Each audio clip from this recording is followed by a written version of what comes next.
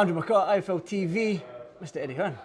Wow. Yeah. What a card. I tell you what, you did say that female fight would be, Turhan would be an absolute cracker. And you, listen, you were right again. It's just like sometimes you build a card, you look at it and you think, how can this disappoint? And tonight was just incredible. But you only get one shot at it out here because we do it once a year.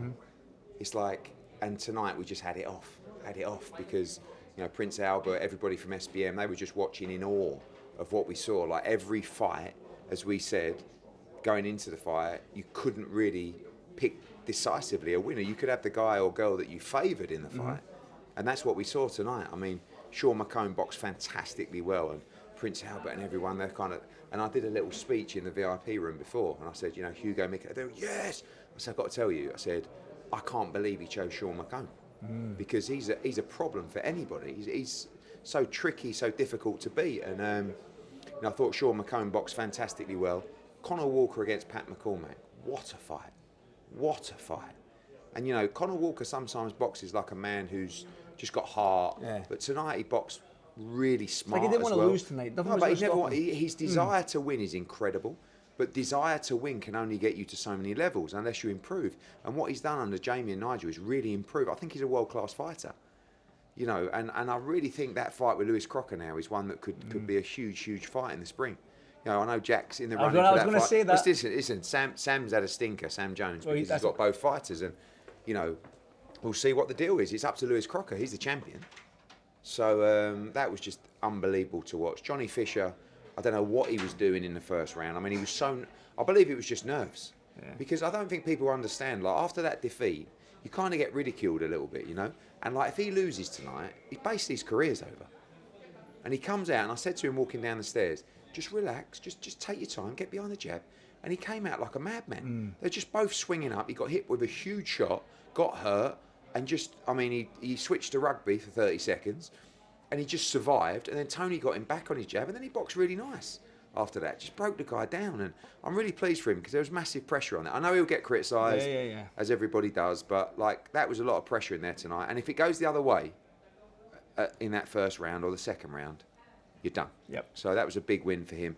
Elif Turhan, just the most devastating fighter I think I've ever seen. And, you know, pound for pound, just a fantastic fighter. One of the biggest, the biggest puncher in women's boxing, pound for pound, even in all of boxing.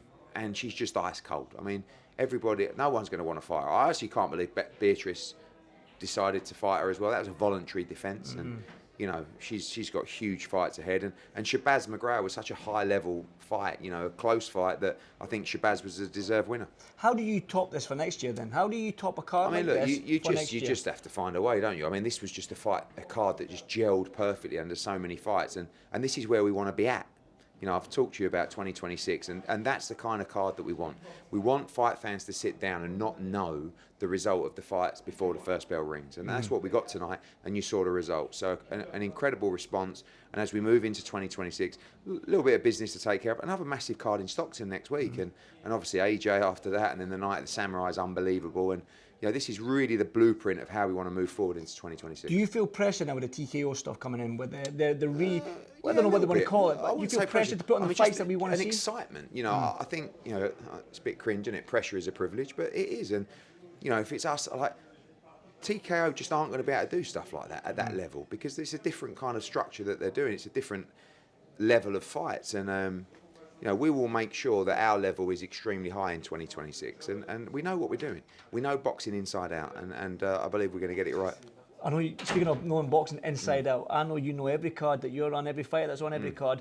You done it the other day, I think, with the Zone. I want you to do it again. Like, this Monaco's over with. Hit me. We've got December. You can get it into January. It's like I'm some kind of performing seal. I never get you to do it. Okay, well, tonight what you witnessed was one of the great cards in Monaco. I can't lie to you. And as we get on the plane next week on Tuesday, we're going to stop at New York first for the small matter of the Shakur Stevenson against Teofimo Lopez press conference, which is on January the 31st. And then next weekend, just a massive card in Stockton, California. Diego Pacheco against Kevin Saggio, 51-0 between them.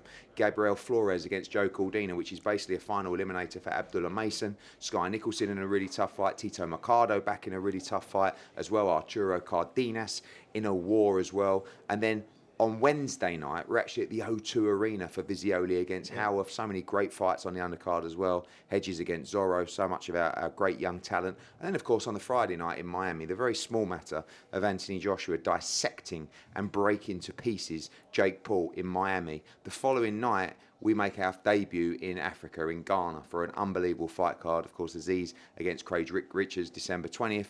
December 27th, it's the night of the Samurai in Japan. What a card that is, with Naira Inoue headline in the way. And then we go into January. January the 10th, Dalton Smith will challenge for the World Championship against Matthias in New York. Got the green light. Yes, it will be, unfortunately or unfortunately. January 24th, one of the top fights in the lightweight division in Las Vegas, as Andy Cruz goes for the World Championship against Raymond Murataya. And January 31st, what a night live on DAZN. From the UK, we have Josh Kelly challenging Mutsulayev for the 154-pound World Championship. And on the same night, Teofimo Lopez against Shakur Stevenson in New York for the World Championship.